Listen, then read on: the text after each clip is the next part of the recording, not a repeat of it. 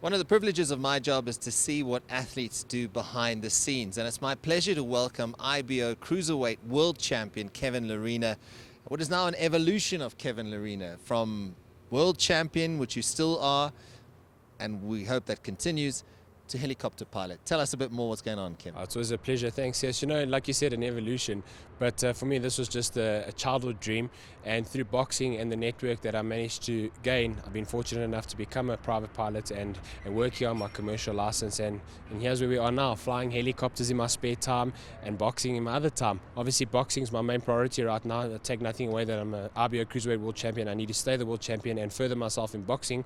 But let's not forget that there's life after boxing, and here's where it starts. I mean, you've got this passion for saving lives. I mean, you're a paramedic, and now you're taking it to the next level. Is that kind of where you want to be, is airlifting people in life and death situations and playing your part? Most definitely. I think in life we need to know, when we leave this earth, did we make a difference to one person?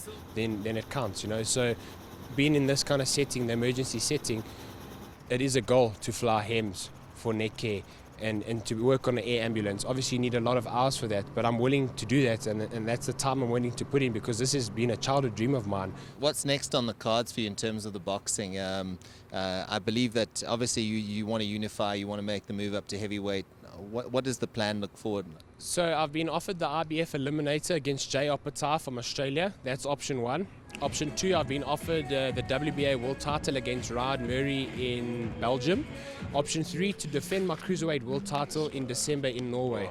Obviously, this all depends on the lockdown rules for the European countries, for us, but tentatively speaking, I'll be in the ring November, December, either for a new belt or defending my IBO. Either way, I'm hungry, I'm ready to go now, my knuckles are itchy.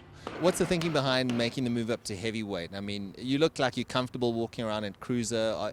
Is it a weight cut thing? What is it, a more power thing? Definitely a weight cut thing. You do sacrifice a little bit of power. I walk around 100 kilos, so call it 225 pounds. Cruiserweight limits 200 pounds, 90 kilograms. So I do pull a lot of weight. However, if you've done everything you can at cruiserweight and you've become the Cruiserweight Unified World Champion, the only next thing is to go up to heavyweight. You might be a small heavyweight at 6'1", but hey, if you're cashing in, it doesn't matter. And sometimes skills will pay the bills. If you got skills and your skill set's high enough, you're going to pose any problem to any big man.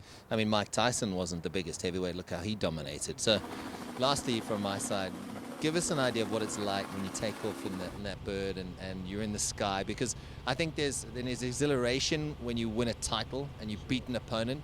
But how does it compare to when you're in the chopper? I firmly say, when you walk to the ring in a big world championship fight, when you hold the belt up, when they announce your name in victory, it's a surreal feeling that it's very hard to describe. The same for this. Good luck. We hope the lockdown is lifted so we can see you in action again. Thank you, CS, and it's always great talking to you. Kevin Lerena, 25-1-0, and with very exciting fights. Hopefully we'll see him unify the cruiserweight division.